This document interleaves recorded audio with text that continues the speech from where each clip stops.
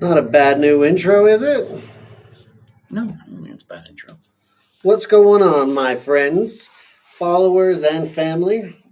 My name is John. I'm here with the Wasatch Way Podcast, doing a special live stream tonight, coming at you with some community action. And to my left here, of course, the host with the most, Jeremy Ostman. Hi, guys. I'm here. I'm a little red-faced. I don't know why. Yeah, you look sunburned on this camera. I think I just told John I was just going to put stickers on my forehead and I could put a lot all over my head here. Great plug. We have these Proud to Be from Heber Valley stickers. They are for sale for $2 a piece. They are right here in Midway at Jeremy Ostman's HVAC store. So come on down, buy them. $2 a piece. Everything from these stickers go to help support the podcast, helps us get equipment, helps us come to you regularly, which is great. Which we're trying to do regularly. I know we've had some sickness and some. It's been a rough one. It's been a rough. This flu. Just a little side note on this health stuff.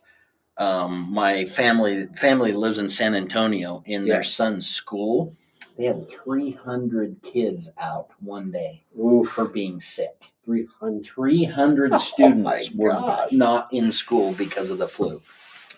We had to go through my house. My youngest caught it. A week later, my oldest and my wife caught it.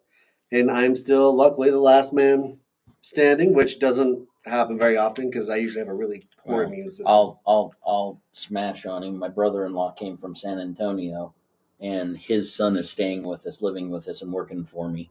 And he spent the Sunday with his dad, and so he got sick. And then, of course, staying with us, I got sick. But I toughed it out. I've been probably on Heber City's #1 list for buying 8 bottles of Tylenol cold at a time, nighttime, daytime. That stuff was kind of like water for me for a while, but crazy. All right, big episode tonight. Yes. Something that's near and dear to us. Something's happened in our community that we want to be able to bring to you, and hopefully those of you following along, tuning in, can help. The Cartwright family, their house had a fire, and we reached out to them. None of them were too particularly fond of being on camera, and I can't blame them. Yeah. I don't blame them, but they did send us some information that they want us to relay out there. So I'm going to let Jeremy kind of go over some of the things they said. Janelle Cartwright, Janelle Duke, which is, I believe, a daughter-in-law. She gave us a little blip on their history, so I'm going to kind of read it. So she said, Lori and Jerry Cartwright, longtime residents of Heber, lost their home on 6th South, across from the football field. So right across from the football field on the north side. You probably have seen it on January 29th. The house and everything they own was lost. They made it out safe, literally with just the shirt and pants that they had on. They didn't have socks on. They didn't have shoes on. They didn't have a coat on. They lost a cat. Everybody made it out, but except for the cat. And it was about a 14-year-old cat. Their daughter Emily also lives with them, and she lost everything. They have a 21-year-old granddaughter that lives with them. She lost everything she had. Then she said that, there were some awesome hotels in Heber Valley. She didn't mention, but Janelle, if you're watching the podcast, let us know what hotels, and we'll try to give them a shout out. Yeah, and if you're tuning in and you know things, please put them down in the comments. Let me share them on screen, and let's make sure we get as much information out as possible. Especially, and I think when she shared this with me, I think this was yesterday. They got into an Airbnb for the month of February. Somebody had something available, and they were able to go in until they can find a long-term rental about the 1st of March. So Jerry was an elementary teacher at J.R. Smith for several years. And then when Old Mill was built, he moved over and taught there. And she didn't let me know, but he is currently fighting stage 5 cancer. Oh. I don't know what type of cancer. They go up to stage 5? Yeah. I didn't know that. I thought it was like stage 3 or 4. Yeah. And then Lori was a hairdresser in Midway with Colleen Bonner. And if you're from Midway and you're watching, probably know who Colleen Bonner is. Yeah. They are both retired now. Their daughter Emily manages the Danville program that works with the adults with special needs. Okay. And we had the opportunity to replace one of the furnaces in a duplex that they down at the lived in, Danville. Yeah. for Danville. Their granddaughter Brinley moved here to Heber to live with him so she could work and attend school. And Janelle said they've served this community in so many ways and given a lot of their lives helping others in this town. They could use help they can get during this devastating time. Their daughter-in-law has a Venmo, which I believe is Janelle. I hope I'm pronouncing that right. Janelle is right now sharing some with us. That says the Swiss Alps Inn as well as the Best Western Plus. Those are the two hotels. So the Swiss Alps Inn is Jen from Moini. the Dairy King. I love her. She's a great person. Jen Open. She used to be a Moini. She used to be a Moini.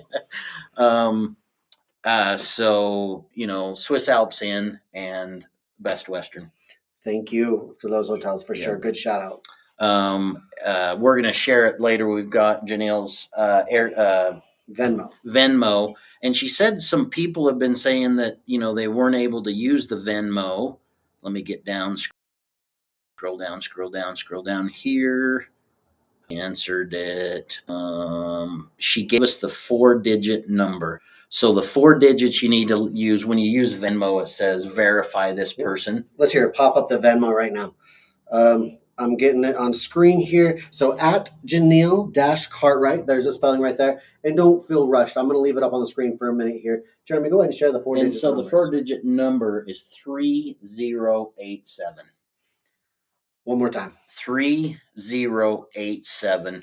And maybe, Janelle, you're sharing some stuff. Put that number in the comments, and then people can go back and look for it if they need it. But, she also said that, I've talked to a few people, and they were interested in, the trades, as far as I'm in a trade. Yeah. Of when it comes time to help with anything they need, heating, air conditioning, electrical, plumbing. I believe it's her husband's handling a lot of that. Yeah. But everything's got to go through the disaster company. So, with your permission, Jeremy, I'm going to switch from Venmo over to some of the photos. Yes. Okay.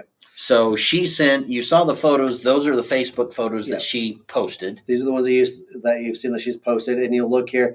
The far left of the screen is them standing in front of the house after it was burned. You can see the siding's gone on that, the windows burned. And like that middle photo is that middle window burning. That's current burning. And so we're going to switch over. These are ones that she sent to us. So these are ones that you might not have seen before. So I believe they were just allowed back into the house today. Okay. Is the first time they've been back inside the house since the fire. This is wild. You can see a chair or a recliner. That was a hot fire. And then next. There's a railing, it looks like, for something that goes downstairs. Just look at the walls. Look at that toilet. Yeah. I've seen a toilet look like that after you got done. That's only when I ate Taco Bell. Oh, jeez. This is I'm making humor, and I really probably shouldn't in a situation like this, but this is just terrible. And you know what? There was one more photo here. I guess I didn't put it up here, but there was like a little photo of a picture that had been burned, but the glass had been broken, and it said, like, the best part of me is you, which that was a pretty emotion-evoking photo. I thought I got all of them. Maybe I didn't when she... I might not have uploaded sent them, but... it's... Could you imagine everything's gone except for the shirt on your back? Yeah. Not even your shoes. Not even your shoes. And, it's been cold. I need to insure my flannels. It's just crazy. Janelle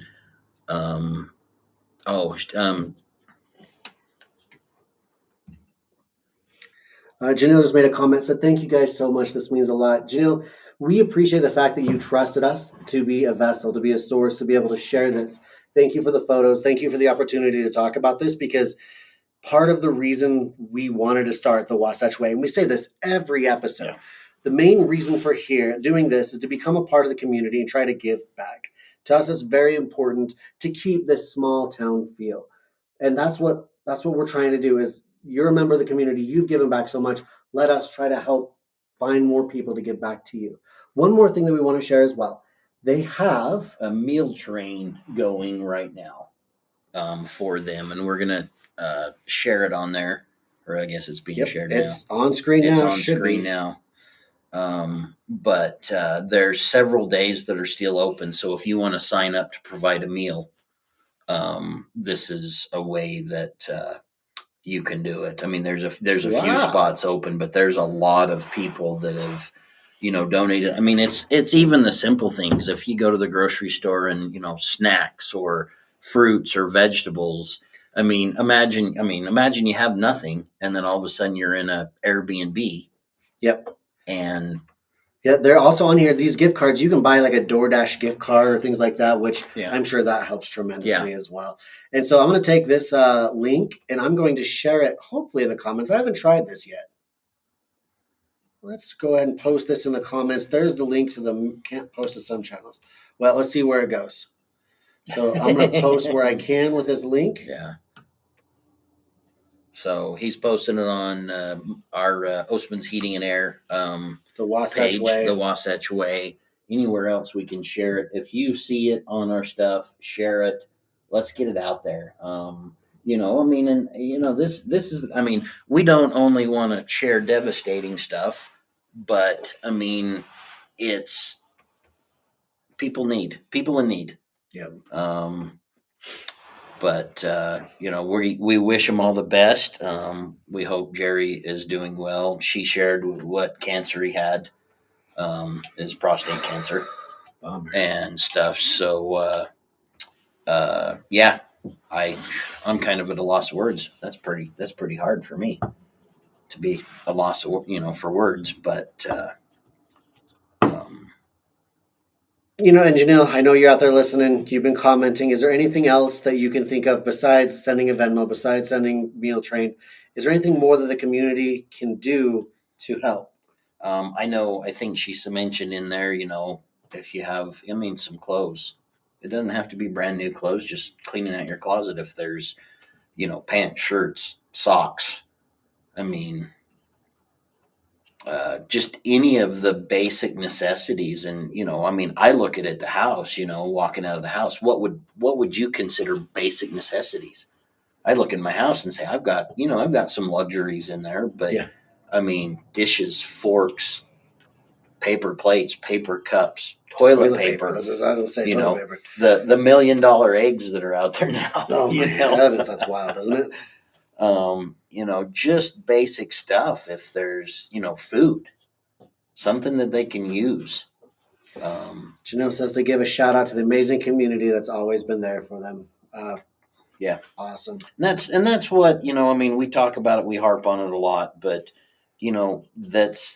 it's why we kind of named the podcast what we did. It's the Wasatch Way. That's the way people have been doing things here in Heber in the Valley for years. Yeah. I was looking at pictures and I don't remember where it was. Somebody, I think it was Peg Saby, was sharing some on her page, and it was showing the horse and buggy fire. It was a fire buggy pulled by a horse, dirt road on Main Street. That's really cool. Dang, can you imagine pulling up there and some guy sitting on the back pumping this while it's shooting water on the fire? I guess shout out to our fire guys. Yeah, the fire. Our firemen in the Valley. I know a lot of them. I went to high school. I went to school with a lot of them. But shout out to the firemen, the EMTs, the emergency people. Janelle, what if you can comment? What time did this fire start? In all this bad, we have seen so much good. Great people. We live in the most amazing community. It's true. We do. It is. And it's always, you always get frustrated with the community until something like this happens and you realize just how tight-knit we are. Yeah. You can get frustrated with your neighbor all day long because they think this way or view that way. But the minute you're in need, it seems like you kind of tell who's an actual who's actually part of the community. Yeah. There's a lot of people that do business in the community, but you don't see a lot of in the community, right? I guess. She's saying that it started between 1 and 2 p.m. That's right. I think I was up at I was on a job and I heard all the sirens and all the stuff, but I was scrolling through Facebook and somebody said, "Oh, the fire on 6th North," and somebody goes, "You mean 6th South?" And I was like, "There was a fire on 6th South." And then when I drove by, I was like, "Oh, there was a fire on 6th South." That's crazy. We, so where I live really close to Heber Valley Elementary, and comparative to when I moved in there to now, there's so many sirens all day long. Oh yeah, it's wild. Yeah, it's wild. I hear them all day long, sometimes all night long. The firefighters were there in 4 minutes after they received the call. That's crazy. That's a hell of a response. But that's a response time. But you think about it. I mean, 4 minutes, that devastation happened. Yeah, that's crazy when you think about that. We're gonna pull some of those pictures back up to happen within. I mean, oh my gosh. Yeah. That is just wild. And my heart goes out to you. I couldn't imagine losing everything like that. Like, my home is my safe space. That's my mecca. That's where I go home and I take off my pants and I don't worry about the world. Great. That's a picture we all needed. Feel bad for my kids. Yeah, I would. If my house was on fire, I'd be the one standing with my heart boxers. Yeah, be like, "Where's your pants, dude? They're in the house." Ask my wife, even my pants that started the fire. This is just wild. Cartwrights, our heart goes out to you, wishing you the best. Again, here's the Venmo. The phone, the last 4 digits, if you decide to donate, are 3087 at Janelle-Cartwright. And I have it on the screen right now. You're welcome to screenshot it. And if you go into your photos and click the QR code, it should take you right there. Or if you screenshot it, go into your photos, you should be able to copy and paste. And again, the last 4 numbers that you would need to verify are 3087. Yep. Janelle Duke put that in the comments. I'm putting it on screen now. 3087. And let's go back to the meal train. Just as a reminder, guys, I put the meal train link in the comments below. I'm going to put it on screen now. Meal train for the Cartwright family. And it looks like, thank you very much to these people. 1, 2, 3, 4, 5, 6, 7, 8, 9. We've already got 9 people signed up. I shouldn't say we. They already have 9 people signed up. Looks like we have available February 26th, February 28th. I'm going to go home and talk with my wife. I think March, you go down there was 2 days in March, I think. Oh, did the Cartwrights not like barbecue? I'm sure they do. Talk with my wife. I'm sure they won't complain. Get some cakes and barbecue. Thank you both for sharing the story. You're sure welcome. We're Sean Cartwright. Sean, thank you. Again, like Jeremy and I said at the beginning, we're appreciative that you guys trust us enough to be able to put this information out there. Thank you very, very much. Anybody out there in the comments have any questions about maybe the fire, maybe any questions for us about the Wasatch Way podcast? Most episodes are out now. All of the episodes of the Wasatch Way are available through Alexa, through Spotify, through Amazon, through Apple, through all of your major platforms. We do have a YouTube channel. We go live from the YouTube as well as Facebook. The majority of people watch here on Facebook. You can always rewatch episodes as well. God bless you. You can always rewatch episodes of the live streams. It's always saved. You can also go to YouTube. We also stream in 4K, which I don't know who in the world wants to see my ugly mug in 4K. In 4K? But you can do it. My burnt head in 4K. You do look so pink on here. It's so funny. I don't know what it is. Just kind of scrolling through to see if there's any updates on anything going on in the valley. I know there was, I think it was the play over here. They're doing a play over here in Midway. I think it was Joseph in the Technicolor Dreamcoat. Cool. I'd love to see I'd like to see that one.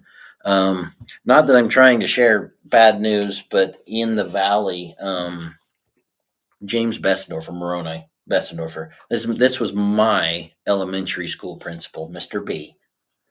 He passed away here recently. It was, like people are saying on there, touched a lot of lives. Is he related to the Bessendorfers that do auto spa? I don't think they're directly related. They he has Mr. B and John Bessendorfer. John has that farm down on Casperville Road. Okay. And you go down and there's like a whole bunch of old tractors in a field, and it's on the kind of the east side of the road. Yeah. That's they live right there. John lives there, and then he lived next door. Is he the one that has the really cool, like the gas pumps and all that? Yeah. Yeah. I've been there. Yeah. We were shooting a movie there for, what was it called? So I was with Suzette Gersh from Midway, and we were doing this crazy cool video that she wrote the entire script to, and we used his old cars for the three voices in your head, the three critics. They come to Earth and they land in those cool Model A's. He was such a trooper for letting us use that. Cool people. Yeah, I don't want to say I haven't been up a whole lot on what's going on in the valley, just because it's just been crazy. This last cold snap we had has just been furnaces out, everything everywhere. You had a furnace shooting flames out the front, huh? Yeah. Oh, that's right. That was the group home. Really? Yeah, for the Danville services. Well, we could have had 2 fires in 1 week. Yeah. Melanie, one of the ladies that was kind of manages type thing. The Cartwright girl probably knows her. But she called and she's like, could you, it was about 9:00 at night. She's like, can you swing by and see, one of our people were down there working out, and she's heard a loud bang and there were flames coming out the front of the furnace. And what was happening is 2 of the burners were lighting, but the other 3 weren't. So the gas was building up and then, popping up, but we opened it up and it was pretty rusted. And the owner, the individual that owns the duplex that they're one of the sides they're living in, we kind of got them temporary heat. And then the very next day, I went in, we got them heat. I think it was the next day that we put the furnace in. We happened to have the one that they needed, and we jumped in and got it changed and got them back up and working. So good. But that is, I was doing one here in Midway and I got a little close, and I think they've grown back now, but I singed my eyebrows and my eyelashes because I was kind of close and it was doing the same thing. It lit and then it blew back. So, yeah, fire is no joke. That's kind of like, electric and water. And, if you're standing in water, do not touch the panel. Don't touch anything. Bad plan. But like you were talking about earlier, it's really hard to stay on what's going on in Heber Valley because things are changing so quickly, so drastically. Yeah. And add to that, like the national news, it's like every 30 minutes is something huge that is just takes over everything. So we don't have much news to report tonight. We just wanted to make sure that we brought to you this story of this. I guess I'd throw out there, if somebody has chickens and they have extra eggs, there is always, I see posts on Facebook all the time of people looking for organic eggs. Organic, yeah. Just homegrown. I actually told my wife the other day, I think I'm going to build a chicken coop and get like 5,000 chickens in the backyard. I don't think I can have that many in the city limits, but I mean, Parker, our nephew that's living with us, he bought like a carton of like 80 eggs, and he said that'll last him like 2 weeks. Maybe. Do you understand why the prices are so high? It was something about the bird flu, wasn't it? So there's most of our eggs come from where I grew up. Mm-hmm. Cache County, Utah, or Cache Valley, the entire area. Right there in Franklin, Idaho, and right across the border, northern Utah, like right there in that little section, there's 2 gigantic Oakdale egg farms. They're owned by the Wright families. And if you ever watch Napoleon Dynamite, those chickens are from that farm right there in Preston, Idaho area. And what's happened is, and it's happened twice within the last 4 years, but government officials go through and they test the birds for the bird flu. And if one single bird tests positive, they all have to go. And the problem was, the very first time this happened, it wasn't just that one farm that they incinerate all the birds. Yeah. It was both farms because the same feed truck goes through both of them. Oh. So all those birds had to be wiped out and rebuilt again. About 2 years ago, one of the barns lit on fire and burned down. And then just recently, I think it was just a year ago, they had to go through and kill all the birds again because of bird flu. And I think I read, I couldn't remember what they said, but there was a time, it's like if you get a bird, it's got to be this old before it'll start laying eggs. Right. Yeah, it's like almost like a year old or something like that. I can't remember the exact number, but yeah, the Woodwards and the Wrights of that community, they're incredible people. You would have never known the guy that owned the majority of it owned it because he was very humble. He's very meek. Yeah. And I got to go on a few ATV rides with him. He was just the sweetest old man. And so that family's just good eggs, good people. I learned something new. I thought Idaho was just famous for spuds, for potatoes. Did you know there? Here's another fun fact for you. Idaho's cash crop isn't actually potatoes. It's their main export, or their highest ticketed export, I should say it properly, are both huckleberries and mint. I did not know that. I mean, I think when growing up, I was like, I'm going to drive through, and that's just potatoes. There's going to be potatoes down both sides of the road. I mean, that is how they taught us to do math. 1 potato, 2 potato, 3 potato. All right, enough of that. We're just going to do one last plug probably, and then wind off. Yeah. So, Cartwright family, thank you very much for letting us share the story. A few of the photos again we'll go through. One. This is heartbreaking. 2. Here's the Venmo, and I'm going to post the 4 digits for the security code. 3087. Leave that on screen again for a bit for you guys. Any donations help. Reach out to Janelle and see, onto her on Facebook, PM or, DM or whatever. Just reach out if there's something you guys have, something that needs to be dropped off. She'd probably be able to coordinate that. Right. Just another thing, I think it was April 26th was the Horse of Many Colors. Yes. Give back dinner for spring. Okay. Are they sold out yet? I don't know. I'll have to get with Mona and Susan and see if they have sold out on their meals, on their tickets. We bought Osman's Heating and Air bought a table. There's me and my wife, and then we invited the owner, Rick, from the supply house and his wife to come out. We donated that furnace system. Good. For the auction. Yep, I posted a reel about that. So, there might be, we'll see what happens. There might be some invites. We've got 4 more seats at our table.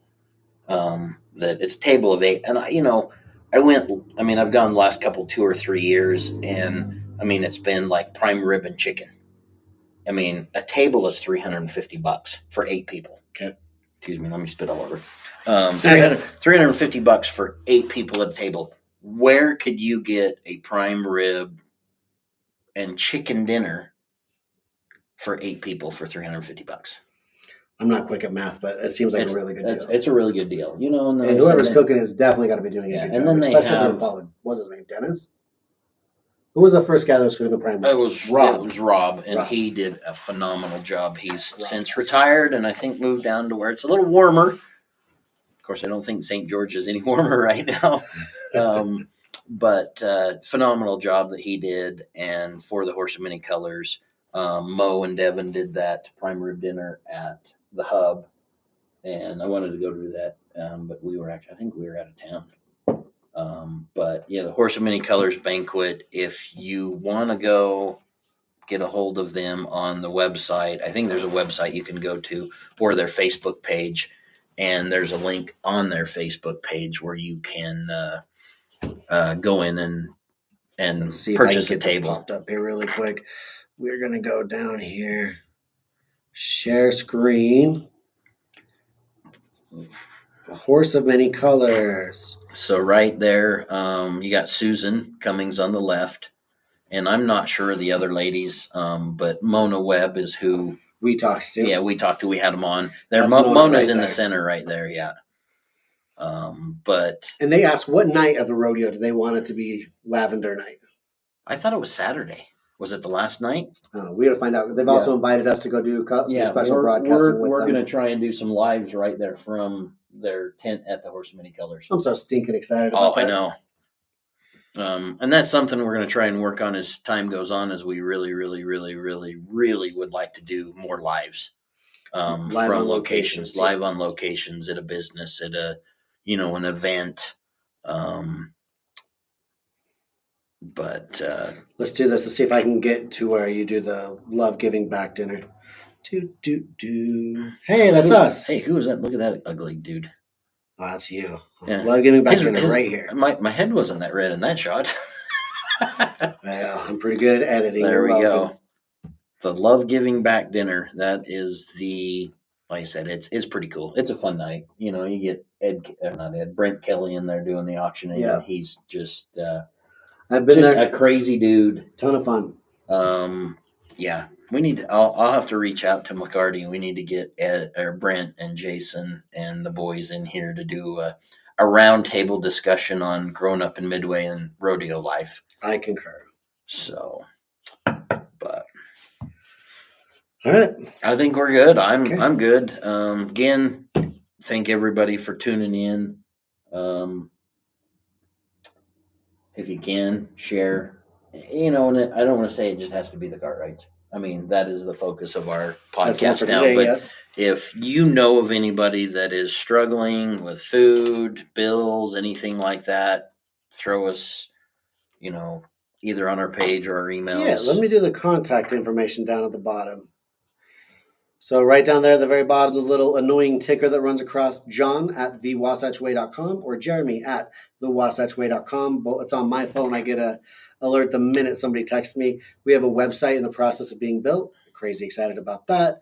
A lot of big things coming up for this. So as long as we can keep going, as long as you're here to support us, share these streams, just get the word out. We're trying to do the best we can to be part of this community. Yeah, and it's not necessarily just for the people in the community. I've got family in San Antonio. Right. Ryan watches it. I've got people in Canada. I've got people, in Oklahoma that they watch them, and it's a way they get to feel connected to where they grew up. So, kind of keep up with the happenings.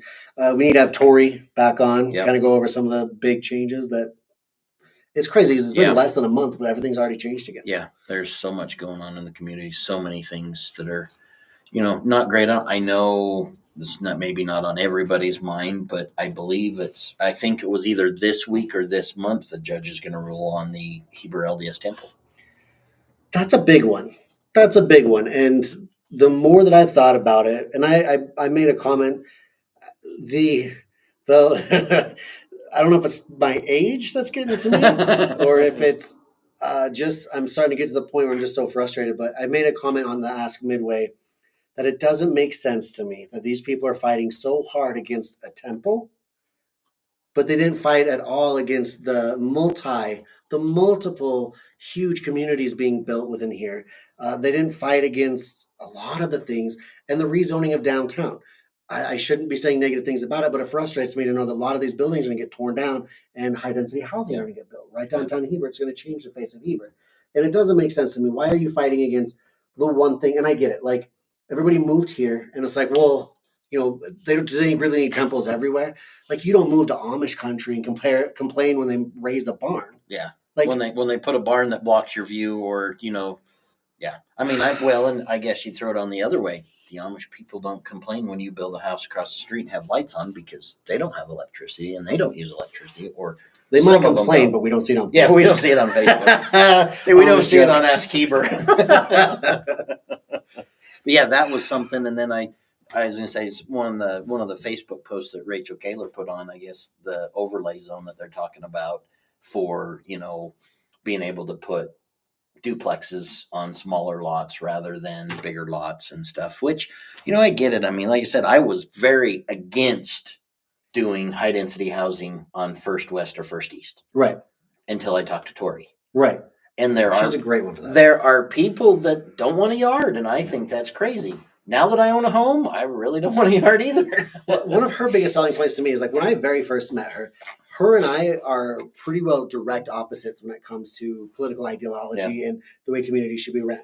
And the first time that we sat down and met with her, was at the Wasatch County Library. And basically she gave me this revelation of, well, we have all of these businesses coming to Heber, but we don't have a place where people who can afford to work there and live here can live. Yes. These high-density housings are a great way for these people to come here, be able to afford to live here and share a piece of the Wasatch Street. You look at like south of Mountain Land Auto, they have those new 3-story commercial spaces. That's like shop, could be offices and an apartment on top. So somebody's, I think they're over $1 million. I'm not sure what the pricing is. But, imagine if somebody came in and tore Smith's down and put a bunch of storefront buildings and then put space above them. So if somebody went in and did it and said, hey, we've got X amount of employees and we can put, an apartment of their, above there that's going to be affordable. Right. I was headed to Walsburg this morning to do a job, and there was a for rent sign right in front of the Charleston Park, and I was like, "Who's renting the park?" And it was a 1-bedroom basement apartment. Gotcha. It was $1,000, and everybody's like, "Oh, $1,000 for a 1-bedroom basement." Oh, it's crazy, but that is actually, for a single person, it's kind of affordable. So it's funny though, because when I lived in Logan, Utah, I lived in this 3-bedroom house, 2-story, big yard, my own little garden. And it was just us, like this little cute house tucked in the way back. And I was paying $550 a month. And we thought that was expensive. When I moved here, man, my jaw just dropped. Although I've got to say, this place has been, there's more value in this community than there has been anywhere else I've lived. Yeah. And I get it. I'm a newcomer. I'm a move-in. I know that you're frustrated with me hearing all these things, but where I grew up was 800 people. Yeah. Like, well, you look at, Charleston, 51, 45 years ago. Yeah. One stoplight in town. Yep. 12 South didn't exist. But that's crazy. I kind of look at Charleston in a way, and Charleston has not grown a ton because you have to have 5 acres to build a house. Smart. Unless it's a lot of record, which is a whole different story. But you don't see, a field that has 30 acres with 50 homes going in. Yeah. But yeah, it's tough watching. That's probably the question I get asked most when I go into customers' homes is, what do you think of all the growth? And I'm like, it's going to happen. It's going to happen. It's going to happen. You can't hold on to. The secret's out. Yeah, the gem of Utah. And other people might think of the gem of Utah somewhere else, but we were a little bedroom community, and then everybody found out what we had. Yeah. Now we're a large bedroom community. And with the Olympics coming back, it's just going to get bigger. Yeah. When Tori was here, we had an after-hours conversation that we didn't record, which I wish we would have. The new bypass and the way the new highway system is going to work, that's going to change the face of Heber drastically as it is. Like this, by the time the Olympics get here, this town will not be recognizable. Yeah. Love it, hate it, it doesn't matter. It's the way it's going to be. We can fight and do what we can, but the change is coming. Yeah. How can we make this place as amazing as it can be despite the changes? It's just everybody's attitude. We've talked about it, the Wasatch Way in the podcast, and, how do we keep the small community feel? When you're going into a gas station, hold the door open. It's hard to hold the door open at the grocery store because they're automatic. But if you're coming out with a cart and somebody's getting a cart, say, here, use mine, smile, wave. Yeah. It's something that I still can't get used to. We've been in Walsburg. We were down in Walsburg yesterday and then this morning, and drive from one end of Walsburg to the other and see what happens when you pass everybody. Everybody waves. Yeah, it's my favorite. Everybody waves, and I'm like, one of the guys that I had working for me says, I'm driving in the van, and he goes, I don't know anybody, and they're all waving at me. Yep. He goes, is it because I'm driving an Ostman's van? I said, no, just everybody waves. That's the way it is. Don't let out the secret of Walsburg just yet. Yeah, that's one that they've kept that small and quaint, but beautiful area. That Power Museum was incredible. Jeremy took me up there for a tour and seen all of the cool old cars there. And the old buildings they had. Which building was it? There was one that we went in. Store? So there was I can't remember. There was a little Merc there in Walsburg, and they were going to tear it down. And Erickson's, the foundation, went and got it and remodeled it. And during their open houses, they have the old-fashioned penny candy. Yeah, it's all penny candy, and they have it's like a old-fashioned grocery store, bags of flour that are in gunny sack type material, rice. But we went in, one of them was were you with me when we went into the motorcycle one? Nope. Okay. So I went in with one of the guys that's on the board, and there was one that was like kind of 60s and 70s Mopar. Chevelles, Dodge Chargers, everything, just beautiful cars.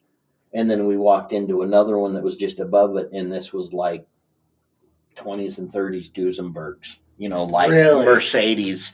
Just, I mean, if you get a chance, and I grew up here. Yeah. I lived in Charleston. Yeah. That was the first time I had set foot in the Erickson's Power Equipment Museum, and it's been around forever. I've heard about their Bluegrass Festival, and I've heard just how incredible their Bluegrass Festival is. Festival. They have Boomer Fest, which is kind of an 80s, 70s, 80s rock. Okay, Boomer. Yeah, that's right. That's right. Divorced dad rock. We're actually going down Friday and putting a unit heater in one of their big garages. Take me with you. I want to we'll have to go down there. But I mean, we were walking when Robert was taking us around, showing me a few things. We went into the Harley, the motorcycle museum. Okay. They have like from pedal bikes. From pedal Harleys? To like steam powered Harleys. No, that is steam to one? Like gas, like early Harleys. I mean, it may not have been steam, but they have a lot of those old motorcycles that were like, the barrel can, just up. There's bicycles hanging that are like people rode that. See, that's the stuff you miss out on a small community like that. I love that. And they have the Power Equipment Show.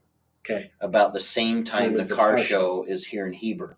They have a steam-powered sawmill. They have I think it was a steam-powered like bulldozer that they fire up, and they do like tractor pulls with this old equipment. And I can't miss that this year. I think we're going to have to invest in a Starlink system because the signal down there is like non-existent. That'd be a fun live. But that would be a fun live. I'll talk to Robert. That'd be fun. He'd be down. Oh yeah, he'd be down. He seems like he'd be down. But if you're, they do have their openings, and and maybe that's what I'll get a hold of Robert and have him come in. Okay. And talk about the museum and what they have, and I mean, I know you can schedule tours. Yeah. It's probably more summertime. We have him come in, and then I can go there with the camera and we'll do a cool little video and just feature it here on a live. That'd be great. Yeah, that'd be an interesting. But like I said, they had everything. They've got like a little old town, little old buildings, blacksmith shop, sewing shops. And they just keep growing. I can't remember. I don't want to say it was like 300 acres. There's a lot of acres out there. Yeah. And they just keep growing it and growing it and growing it. I mean, but yeah. That's cool. Yeah. Well, we went off on another tangent. There's about 10 people that are still hanging out with us. That's fantastic. Thanks for hanging out. Like, this is what I had in mind when we had a podcast, is being able to sit here and just converse and hang out. And hopefully they feel like they're part of something hanging out with us. So we love you guys very much. I'm going to put on the screen one more time. The Janelle Cartwright? Janelle Cartwright. And I'm going to put up. So for those of you listening on the podcast, I'm very insensitive to you. I'm sorry. @ JANEIL Cartwright, CARTWRIGHT. The 4-digit number to donate 3087. And the meal train I already put up there. If you're on the podcast, just go to YouTube, look it up, because I put the link on there, and I'm not going to read that to you. Love you guys, but that's not how this is going to work. All right, guys. So live from the Lily Pad studio, this was our community outreach episode for the Cartwright Fire family. We appreciate you guys tuning in. Thanks for hanging out. Thanks for showing up for us when we show up for you. We really greatly appreciate it. Anything you want to say? That's it. It's just been another good week, and hopefully we can keep things going. I wanted to shoot not the prairie dog. The Punxsutawney Phil saw a shadow, so we got 6 more weeks of winter. He just needs to go away. And we haven't even had a winter to have 6 more weeks of it. That's the big deal. The last 2 weeks have been our winter. It's been cold. It's been 50s though today and yesterday. I think yesterday, my truck temperature was showing like 65 degrees. It was warmer outside than the house I was working in. So, but anyway, guys, enjoy the rest of your week. Enjoy your weekend. Spring's coming. All right. We'll see you guys next week. Appreciate you.